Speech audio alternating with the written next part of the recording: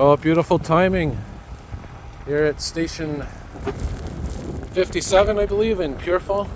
We got some trucks returning in the middle of a snowstorm.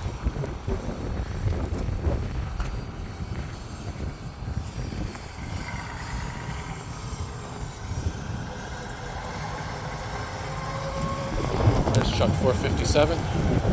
I'm not out here much, so it's rare as it is to film this, but to do this in a snowstorm, wow. We got the pumper truck coming as well in a minute, so stay tuned. Actually, I think it's right behind this one.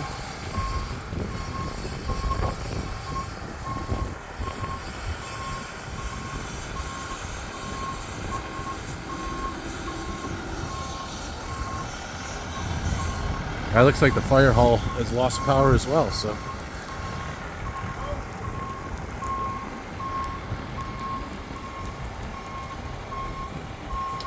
the pumper truck was there, unless it went out on another call maybe. Oh well, we got this.